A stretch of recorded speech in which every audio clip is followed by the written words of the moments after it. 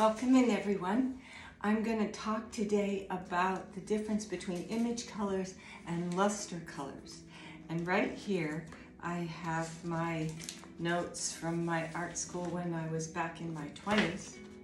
And the first thing that most people do with veil paintings is luster color veil paintings, because they are much easier in that they bring the light of the colors right through to the viewer, and it creates always a very pleasing rainbow mixture of colors.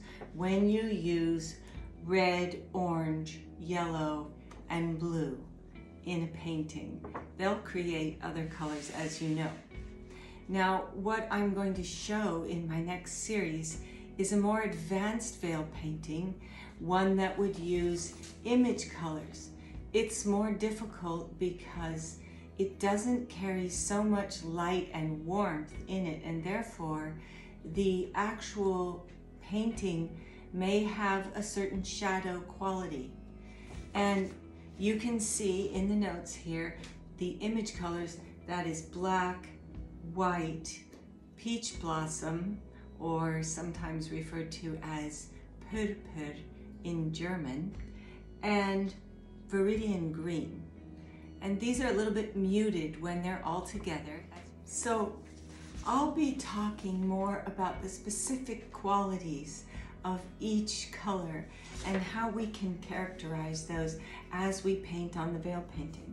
But for now, what I want you to do is get some of the colors that you're going to need.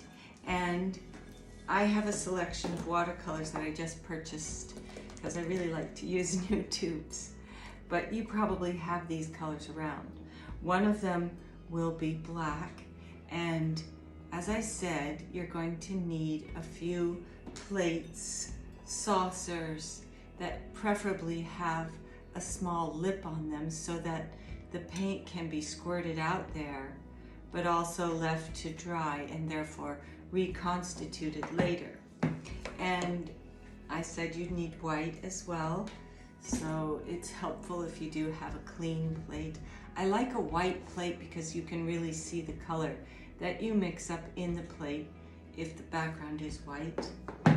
And then for that kind of elusive purple or magenta, peach blossom, a lot of people are very confused about which color. I do find that the Schmincke watercolor company has some magenta that is very close to what I think would be ideal. And you can see I'm squirting it out there. It's a little bit liquidy compared to some watercolor. But if you didn't have this color per se, then I think you might be able to take a choice of different colors and mix it up. And what I was thinking was I would take this rather purpley color and then a little bit of a peachy color and put them together and water it down, and I might get close to that Schmincke color. We could test it out and see. And then Viridian green, which is a very specific color as well. You can't just mix yellow and blue for this exercise. You need these more muted tones, and it would take you quite a while to get that Viridian color.